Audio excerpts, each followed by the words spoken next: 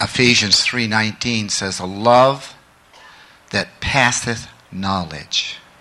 That means that there is no knowledge that God can use to explain to you his love. None whatsoever. You've never been creator, so you'd have to be God to understand God's language of love. You'd have to be deity to understand how much deity loves.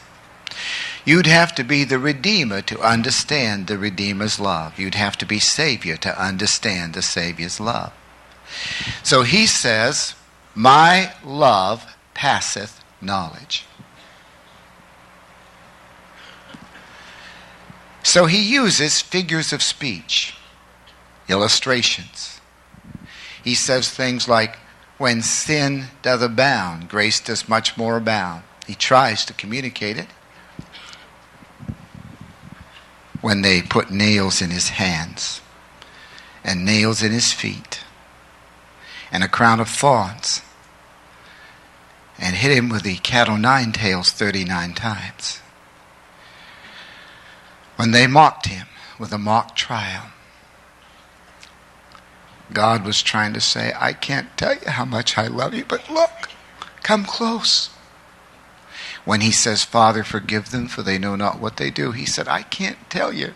There's no knowledge to express how much I love you now, but I'm trying to show you how much by dying in your place while you're yet sinners.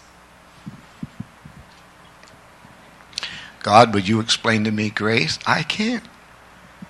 I can only tell you it depends upon the character of God and not your character. I can only tell you it's a gift. I can only tell you it reveals my feelings towards you because of what Christ did in your behalf. I cannot tell you what grace is, and you can't trace it out. You can't do it because you're not God. Well, tell me what mercy is. I can tell you it rejoices against judgment.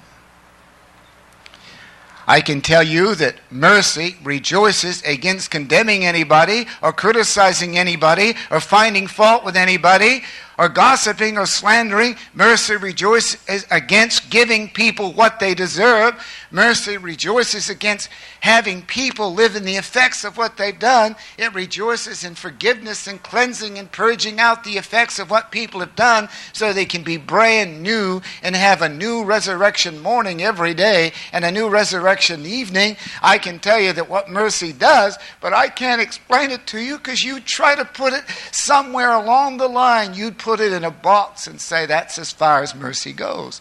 This is as far as grace goes. This is as far as love goes. I've got to do this to you. And that's exactly how everybody to some degree at some point thinks in this room.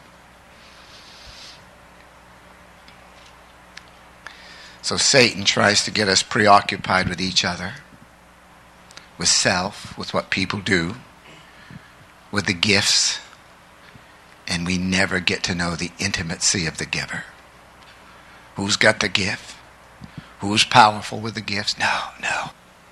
For God so loved the world that he gave his only begotten Son, that whosoever believeth in him should not perish but have everlasting life. You see, God so loved, but what do you mean by it? I can't tell you, because you're not creator, you're not God, and you're not redeemer, and you're not savior, and you're not deity. I can't put it into your language. I'll do everything I can to help you experience it in the Spirit, but I can't put it in your language because my love goes beyond your knowledge.